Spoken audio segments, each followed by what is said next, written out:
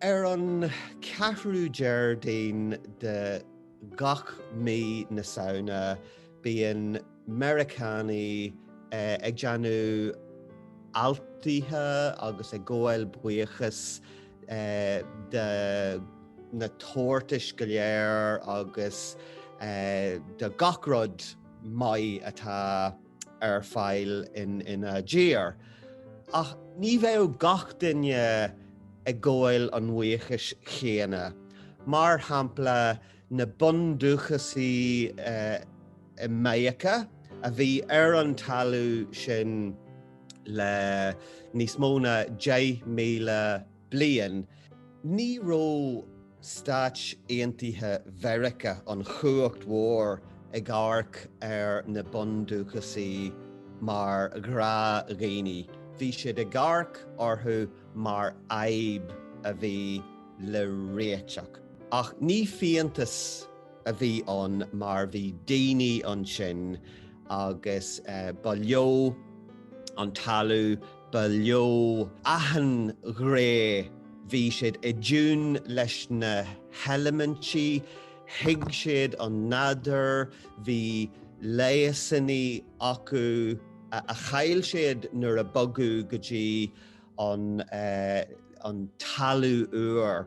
Nuair a bogu an teachtá, rinneadh é go cruúlach, curú an chuid is mó de na daoine ag siúil san uacht fríd hiilte, fuair a lán den winter óg bás agus fuair a lán den winter níos íste bás, agus sin star an náisiún agus téachí an náisiún, scriste ar an toras.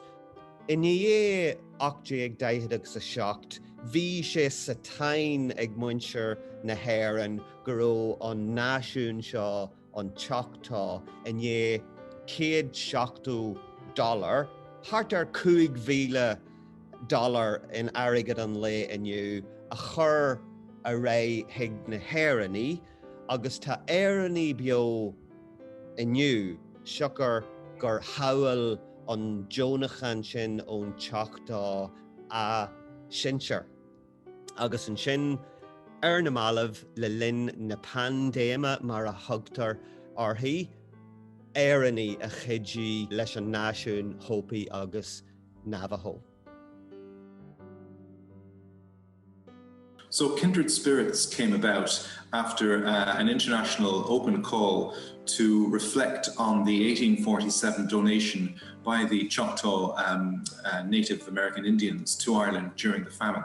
And, you know, they heard of our plight. And I think, thinking of that history, they must have responded to Ireland as a fellow oppressed nation under a regime at the time. So the piece took about a year to make, and each feather is made individually. Basically, the whole thing is over 20,000 welts. And you know, I started to regret going down that path as I started making the feathers, because I was really realizing how long it was taking me to do. But then I actually felt that I didn't want to make something homogeneous and off the shelf looking. I wanted the materials themselves to tell a story of human, I suppose, human labor and humanity. You know, that this was built by hand. And I suppose I felt that I wanted to be respectful for the history that I was trying to portray. In 2017, Chief Batten and his friends and council members of the Choctaw Nation came over for the launch at Bay Lake Park in Middleton. It was an amazing day. So it was great to meet them all. Chief Batten gave a speech, and he said how great it was to remember our shared history. You know, that there's a connection and a bond between Ireland and the Choctaw Nation, that it's there forever now.